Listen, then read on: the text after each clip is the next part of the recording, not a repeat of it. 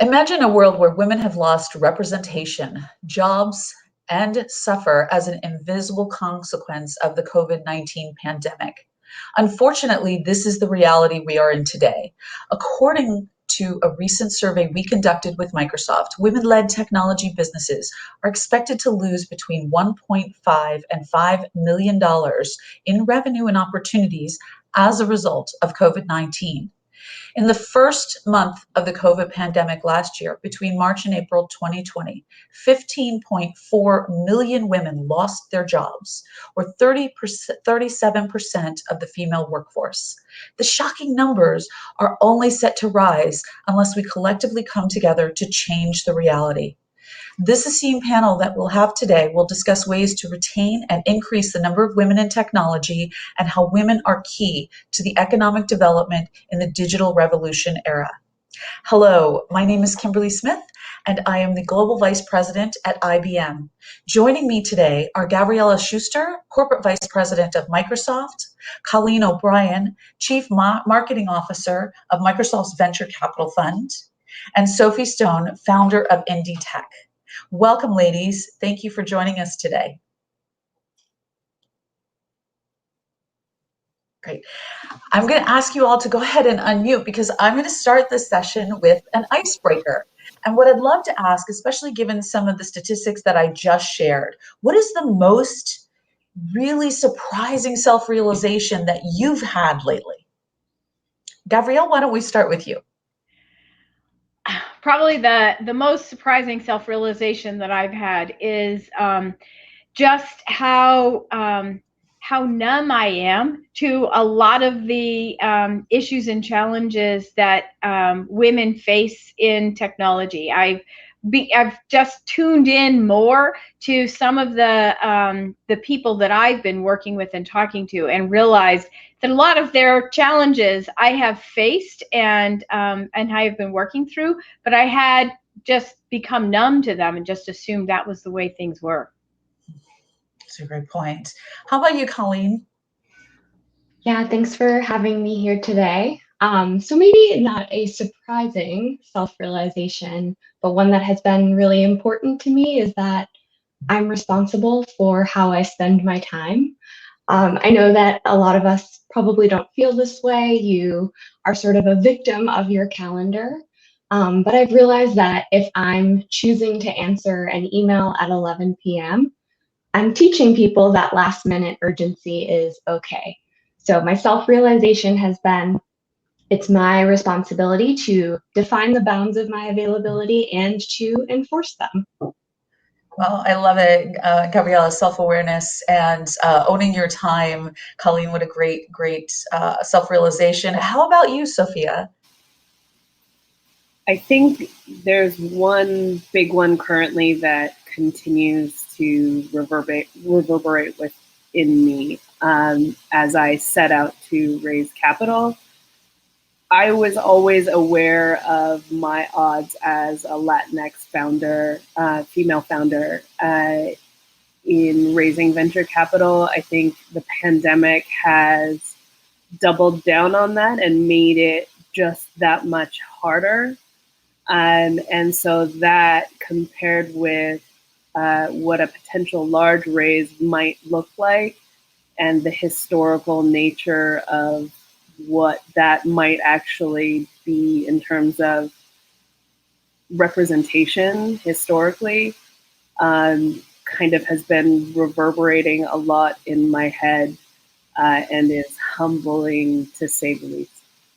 Well, it's a very powerful point, and it ties nicely to the next question that I'll be asking each of you, and that is, what does advancing economic access mean to you? And maybe you could share a little bit more about your story and what you're passionate about in increasing not only representation of women in technology, but what does it mean for economic access for women in technology?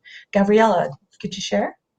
Yeah, sure. So thanks for that question. I've been in the high-tech field for the last 30 years. And over that time, the percentage and representation of women in high-tech has actually decreased, not increased. So when I first started in 1991, it was 37%. And in 2019, that number had fallen to 26%. And so, that is a horrible direction. And then when you layer on top of that digital transformation, which makes every company a technology-led company and takes high tech out of just the high tech industry into every industry, and then you layer into that the number of women who have dropped out of the workforce as a result of the pandemic, we are in a crisis. And so what has spurred me to action has been, one, that self-realization that all of these microaggressions that I have experienced my whole life actually are things that are a result of kind of their industry norms, and they are impacting every woman in high tech, and also that we need to reverse this trend, and without really taking dramatic intentional action, we're not going to make a change. And so creating access, from my perspective, takes on a number of forms. It's about education, it's about awareness, it's about creating allyship within our male community, helping them understand and appreciate this crisis, and encouraging them to take intentional action, and then eliminating the systemic barriers that are preventing women to enter high tech, to create businesses in high tech, and to get access to funding. Those are fantastic examples. Thank you for your commitment, Gavriella. I think that those are going to continue to be important for all of us to focus our time and energy on. Colleen, what are your thoughts? What makes you passionate about this, and how do you look at what advancing economic access means? Yeah, so for me, economic access really ensures that everyone, regardless of their gender, ethnicity, race, or other identifying characteristics, has an equitable chance of building a successful career, whether it's at a large corporation, a mid-sized company, or like an entrepreneur. And economic access can be better realized by a lot of things, as Gavriella has pointed to. It's closing pay gaps, it's requiring representation on company boards, it's doubling down on a commitment to buying from minority and women-owned businesses. And to that point, each of us individually has the opportunity to provide greater economic access by being intentional about where we're spending our dollars, whether it's at home or at work. But there are other ways to realize greater economic access as well, whether it's hiring inclusively, promoting equitably, mentoring, talking about the small businesses that you love that happen to be run by an underrepresented owner. There are so many ways that we can advance greater access to economic opportunity.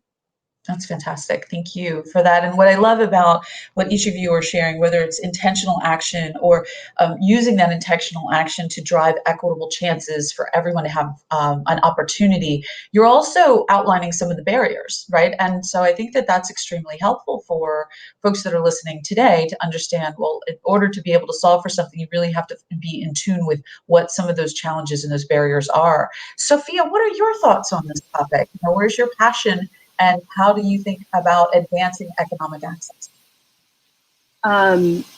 So I take a lot of my learnings from different theorists, and one of my favorite economists is Muhammad Yunus, who is essentially the father of microfinance. And what he found early on is if you give women access to capital and economic access, what you find is the entire community benefits. And so I think we have all of the stats and all of the numbers to prove that if we do increase economic access for women, it benefits everyone within that ecosystem. So it's really important to continue generating that as much as possible from a supplier standpoint, from a technology standpoint, from really every way that we can possibly push forward to create more for women. No, I agree completely. And if I highlight some of the things, Sophia, that you and Colleen and Gavriella have shared, access to capital, allyship, education, awareness, these are all things that require some institutional execution and scalability, not only in the tech sector, but all of the other industries that the tech sector supports as well, whether it be through supply chain or from a customer base. And that leads me to the next question, which goes beyond just the tech sector, and that is that less than 5% of women are in leadership roles. How should we be thinking about shifting the narrative, especially in a world full of artificial intelligence? How do we think about using some of the information that we're gathering to make more opportunities available for women? I throw that out to each of you, and I'll throw out one more statistic that we've done in our research, which identifies roughly about 180 million jobs will be eliminated for women due to AI. Okay, so you think about that transformation, jobs will be eliminated, but hopefully at the same time, new jobs will surface. So how does the tech industry not only combat this crisis starting now, but how does the tech industry help all of the other sectors and industries that it supports to enable and empower more diversity and inclusion in their workforce? It's a loaded question, Gavriella. What's your take on it?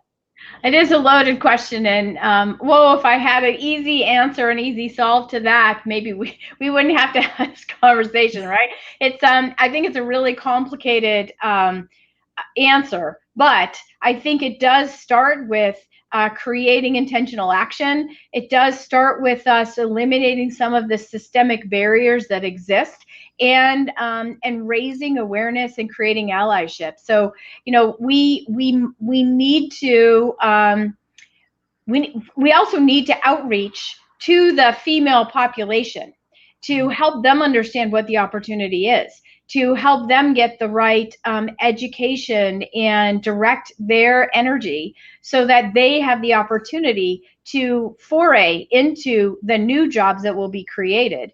And then we all have a responsibility to make sure that as artificial intelligence takes hold, that we have this corporate responsibility to make sure that it doesn't retain the same bias and the same kind of behavioral assessment and microaggressions that exist within the workforce today. So there is a number of things that need to happen.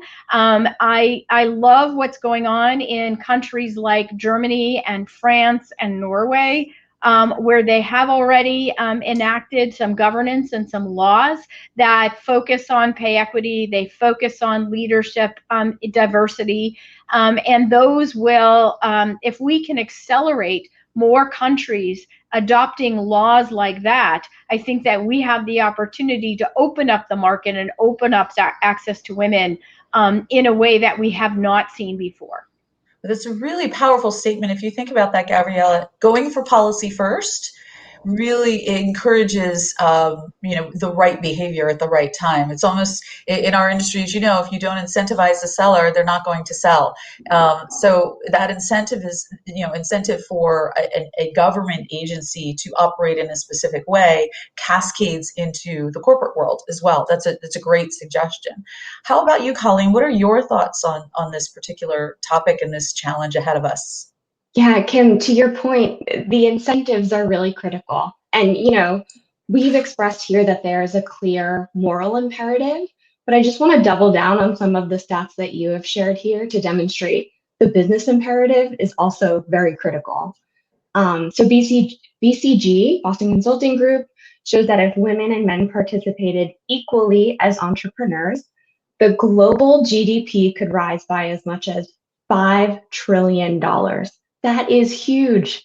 BCG's research with Mass Challenge shows that businesses founded by women ultimately deliver higher return on revenue. That's more than twice the dollar invested. And in the enterprise arena, at some of these larger corporations, McKinsey shows that companies in the top quartile for gender diversity on executive teams were 21% more likely to outperform profitably. So there's a clear business opportunity here, but personally, I'm really interested in the innovation that we're missing out on by not creating more equitable economic access. Women are responsible for creating such iconic inventions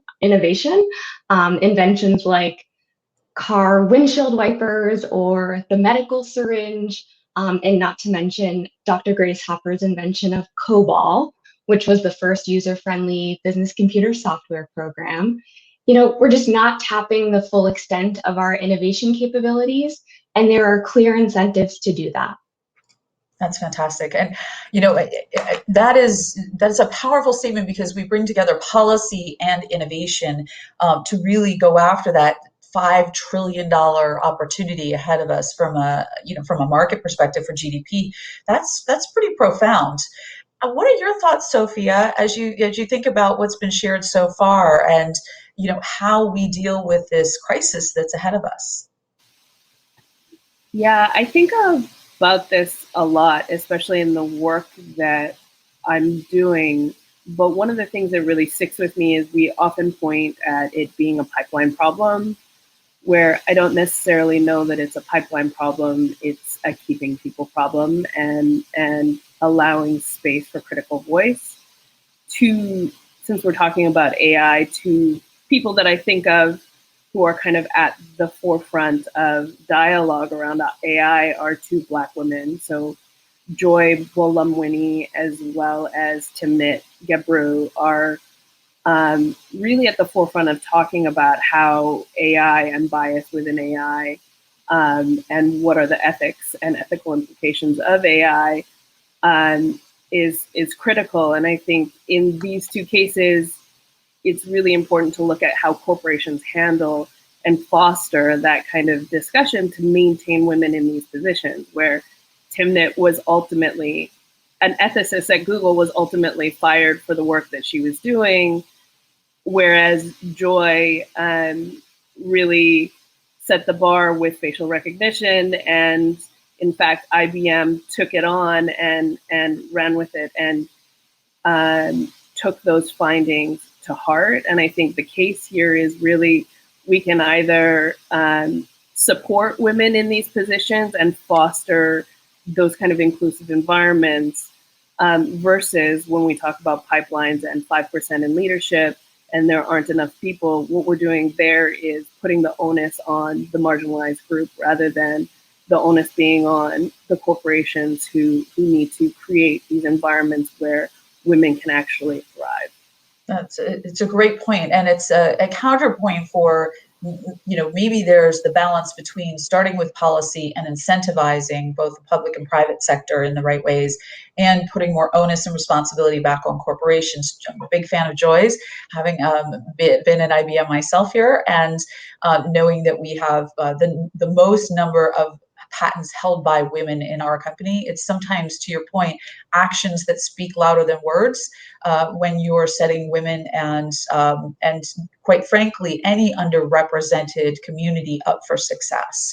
So let's shift gears, because now that we've talked a little bit about the corporate structure and what it looks like in big business or in government, let's talk about entrepreneurship, because many of these Fortune 100, Fortune 500, Fortune 1000 brands are actually increasing their commitment to diverse supply chain and to sustainability with diverse companies. We're seeing it show up more and more in these large institutions in their overall annual reports and their analyst briefings. It is becoming more critical, again, at the broader level, but what's making it possible is the commitment to the entrepreneurial ecosystem. And so as we think about that, Colleen, really want to kind of tap into some of your expertise and what you're seeing. What is your thought on what systemic barriers exist, and what do we need to explore more about addressing them? And then how do we find solutions to allow for these ecosystems to be nourished and thrive? Absolutely. And I'm thrilled to hear Sophia's firsthand experience as well. But I'll start by saying that at M12, Microsoft's venture fund, we connect our portfolio companies with several Fortune 500 business leaders. And we're seeing some really hopeful progress here. More and more of these enterprise leaders are requesting support with their supplier diversity. They want to be spending more inclusively. They're looking to be pointed in the right direction about how to do so. But one really systemic issue that we've encountered is that There's a very rigid definition of what comprises a minority or women-owned business to qualify many companies for supplier diversity programs. And of course, this fluctuates from company to company. There are several certification organizations throughout the US, but the federally mandated definition of a minority or women-owned business is 51% ownership by that underrepresented person. And in the startup and venture space specifically, by the time a venture scale company reaches its Series A, founders tend to have less than 45% ownership of their company. So they're not meeting that 51% threshold. Even if they are leading, managing, have built a highly valued company, and maybe their slice of that pie is also significant at 45%. They don't qualify for these supplier diversity programs. So that's systemic barrier number one. And then secondarily, just as an enterprise buyer myself, companies really need an internal champion. It is so easy to work with suppliers who are already approved and in your procurement system. And on the other side of that, it takes a lot of time and energy to do really inclusive requests for proposals. The SolarWinds attack has made supplier onboarding all the more stringent and challenging. So if you too identify as an enterprise buyer, think about the specific companies that you're championing to bring into your supplier network. Really helpful. That's and it is a pretty complex process. And in many large corporations, procurement is king. You really are in a position where you're held accountable to the policies of the company, and sometimes those policies can get in the way of a small business being successful to kind of navigate those waters. Having run some of the venture work here at IBM as well, we focus on the developer community, but I think you raise a really good point of the end-to-end capabilities that a company is looking for, and how do you set yourself up for success in feeding that ecosystem. So I'm curious, Sophia, you're an entrepreneur. How are we serving you as you're hearing some of what we're saying from the corporate perspective? How would you grade us, and what are some of the things that you think have helped entrepreneurs? And what are the challenges that we haven't seemed to get right yet, and where we need to focus more? I have probably a unique position because not only have I gone through that process with financial institutions, I'm also building a solution that will help to hopefully make it easier to buy from smaller suppliers. I think there is definitely a barrier to entry, and there isn't really a good solution. And in order to understand who is and isn't performing, and who is and isn't passing due diligence from a risk assessment perspective. And so it makes for a challenging conundrum. What I would say is there is a lot that I'm seeing as someone who's going through different accelerators. And there's a lot of good, but there's also a lot of bad. Traditionally, women-owned businesses are over-mentored and underfunded. A lot of what goes into the relationships is just mentoring, but access to capital is one of the biggest barriers, and access to capital also comes along with opportunity, access to opportunities. So currently I'm in the Women in Cloud Accelerator with Microsoft, helping to get into the Microsoft Partner Network, and that is invaluable because that is a program that's facing towards me rather than facing towards the funders. And I think sometimes that there is that discrepancy there where you need to satisfy your quota for funders. There is also a greater need to have a visibility or marketplaces of suppliers and how we are managing those suppliers. And so I think that's where Enterprise Gateway Marketplace is, which is a relatively new concept, and what we're building, it becomes really critical because you have a place that is an ecosystem, not just for one company, but for multiple companies to be able to access who is and isn't performing, and also look for suppliers who fit into categories where there may be a need, who are diverse, so that you can increase your supplier diversity spend. And so that's kind of exactly what we're working on. But at the same time, there is always a challenge in terms of having a ready solution versus adopting innovation. And I think corporations could do better with understanding that you have to be at the forefront of innovation, working with startups, rather than having a fully fleshed out built system. And part of that is working with those suppliers from maybe earlier on at seed stage, and helping to get them through that process and within categories that you see a need going forward in the future. That's it.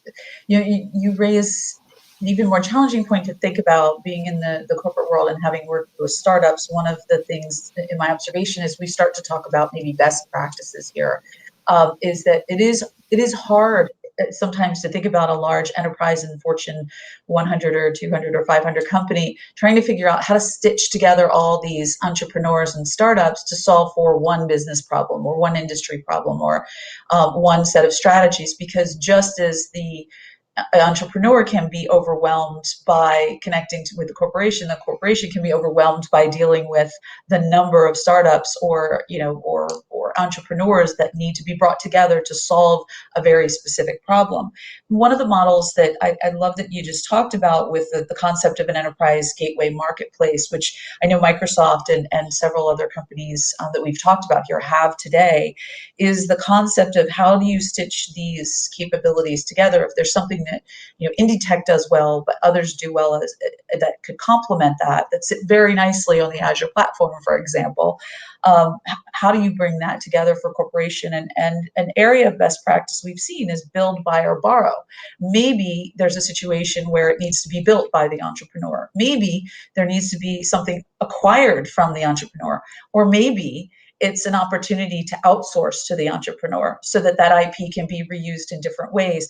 And it feels as though, back to the points that we've made about education and awareness, those three models aren't always clearly either defined or articulated for any kind of net new business coming in to work with a corporation, especially if you're women-led business and you're already deficient in other resources. So one of those best practices around Enterprise Gateway Marketplace is a huge example to solve for that. What other best practices are you thinking about, are you approaching as you think about how to strategize and solving for some of these problems? And maybe Gavriella, I could start with you. You've talked a lot about allyship. I know there's a framework that you've developed at Microsoft that you've been focusing on around Become. Do you want to share a little bit more around that best practice? Yeah, thanks for that question. So, I did create an actionable framework that I hope is very memorable for people to take action from. And it essentially centers around the word become. It is about becoming an ally, becoming a leader in solving this problem, and an agent of change. So the BE is about that being a leader and an ally.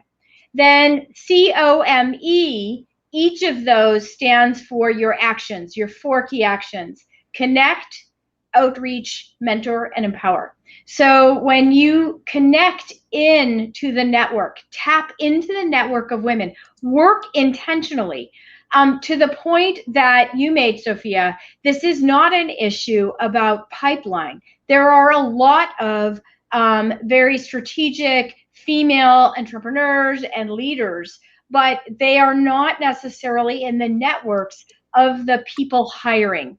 And so by creating that connection and having creating these allies where the people hiring are actually intentionally connecting and tapping into networks of women, and then they create access. That is a great access point. It gives the women access to them and their network, and it creates that that networking connection, which is so valuable. So that's step 1. Step 2 is active outreach. So when you are building a succession plan, when you are building your supply chain, to actively go out into that network that you've tapped into and outreach, and make sure that you don't have those systemic barriers in place. We haven't solved the issue that Colleen brought up. The fact that we require, as in the U.S. level, an organization is only classified as diverse when they have 51% ownership. That is a challenge. That means that really only the smallest of the small businesses would ever qualify for that. And as a business scales and grows and becomes the kind of business an enterprise would want to do business with, they would no longer qualify as diverse. That's a systemic barrier. So in the outreach, the O for outreach, it is about learning more. It is about utilizing more tools than maybe the government certification on that, and knowing that you are actually creating diversity in your supply chain, knowing that you are actually intentionally creating diversity in your hiring practices. The M stands for mentorship.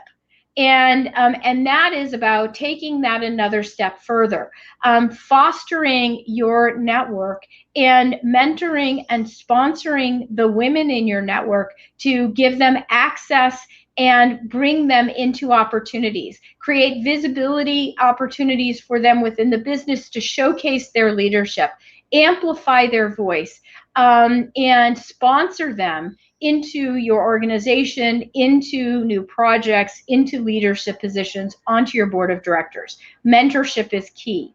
And then finally, the E is the most important, and that stands for empower. And empowering an individual is the most significant thing that you can do for any person.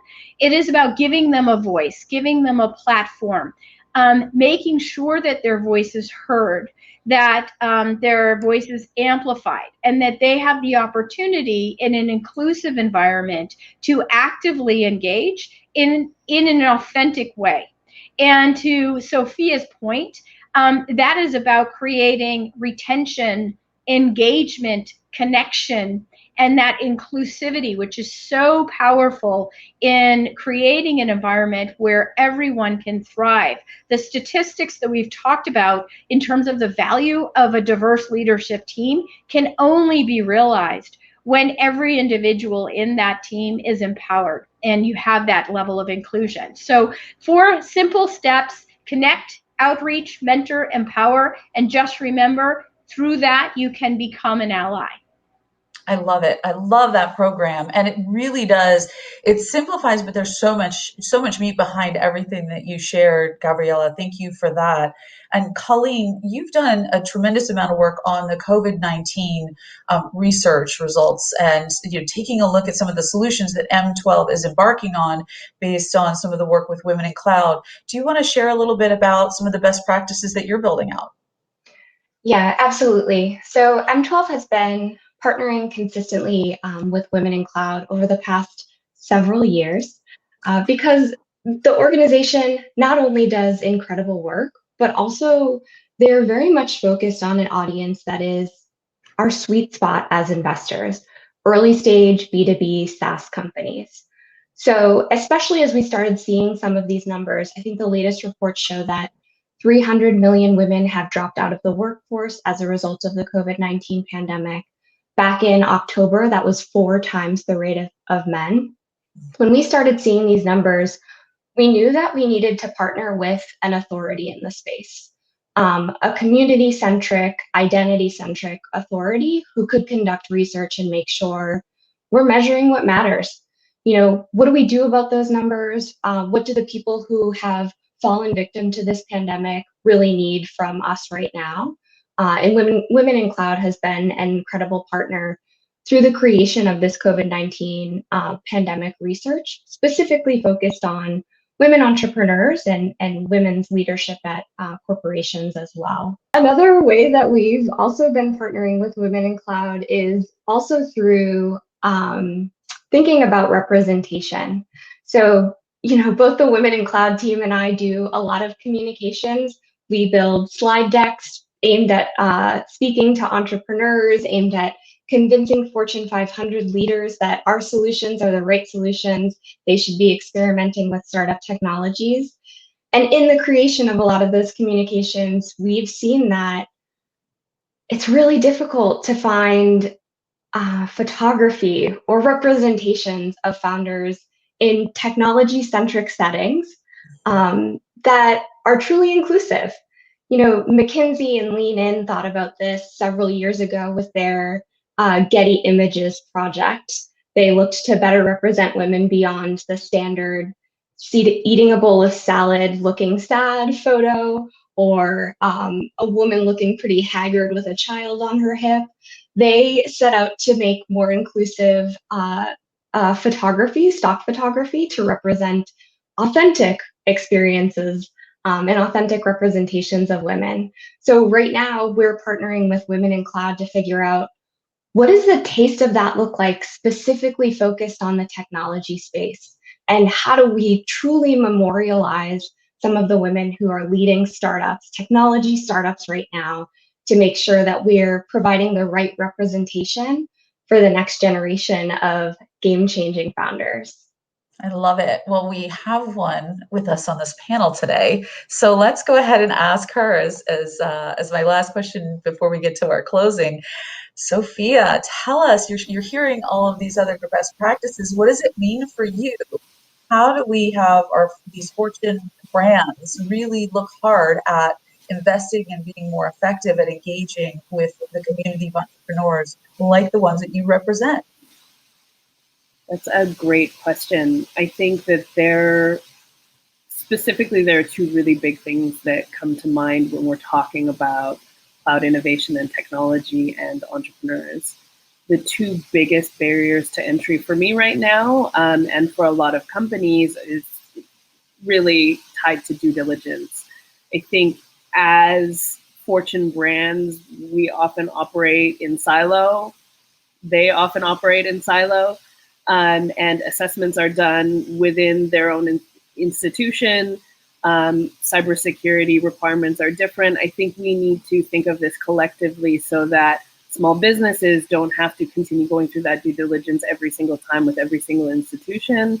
That's something that we're working on at Indie Tech, is how can we minimize those requirements when, let's say, a supplier risk assessment is asking all the same questions, whereas the metrics may be a little bit different for each company, even though those questions are the same. You could separate those two things out and ensure that that person doesn't need to continue answering the same questions at every institution.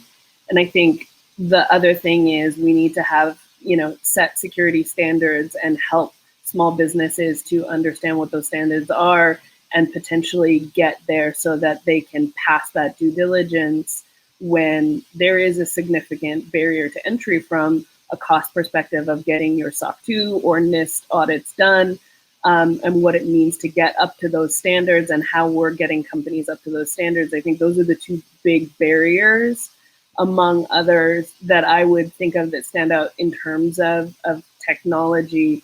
And we need to be thinking of more creative ways to be able to collectively work through these problems so that the impact doesn't sit solely on the small business who's already capital strapped. Really good guidance there. Almost a standard industry process with single sign-on. Wouldn't that be great if we could all leverage that and be very open to being able to have access to that ecosystem of entrepreneurs when we need it, and to the points that we talked about before, in the right context, right? What is it that you have to offer? When can you offer it? How can you execute against it? And what do we achieve? What are some of the results that come out of that? So that's fantastic. Well, I really have learned so much from all three of you today, Gavriella and Colleen and Sophia. Thank you so much for your time. I'm going to close this session with asking you a traditional Idea Gen end of session question, which some of you are probably familiar with.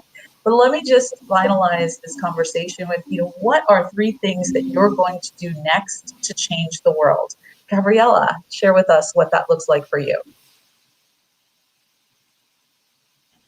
From my perspective, I am dedicated to this topic. I am absolutely activist advocate. And what I'm trying to do is drive a movement, an allyship movement, because to Sophia's point, we can't put the burden on the women and on the underrepresented minorities to make this change. This change has to come from the majority. And so in order to make the change come from the majority, we actually need allies.